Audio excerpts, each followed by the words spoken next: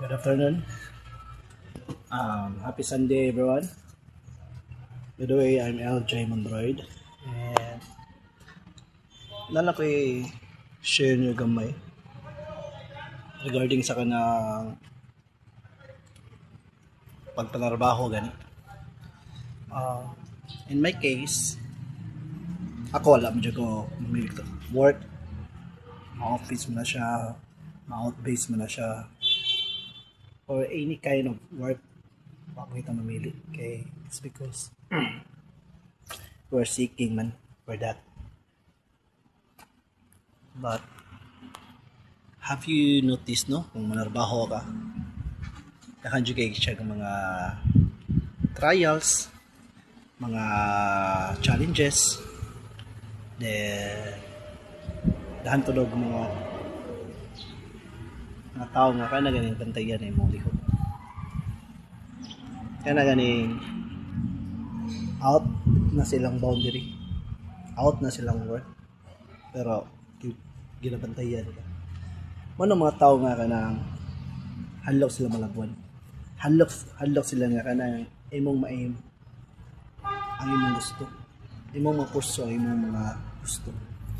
Was la kahibaw you are not doing that work para sa imong self, kundi para sa imong family, para sa imong mga loved ones, at the same time para sa company.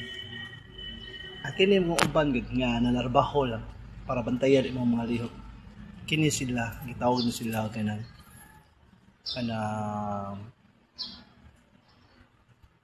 sarsa palami sa imong adlaw. Kung ikaw madala ka nila, maguba gid ang adlaw.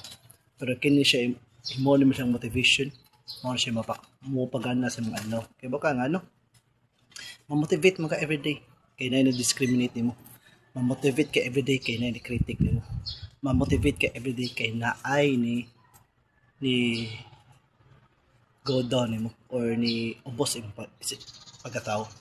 Pero to think you are a degree holder, you have a lot of experiences compared nila, so you must know your worth. Ayog sayangi ang imong kaugalingon na arguing sa mga tao nga dili siya deserve, diba, sa imong kusog, di deserve sa mga ideas. Ug ikaw nga naminaw karon, kung ikaw nga kanang nagbibog na karon sa imong life karon as a employee, kay tungod kay sip-sip, dagag mata, trabaho ang imong trabaho, dayon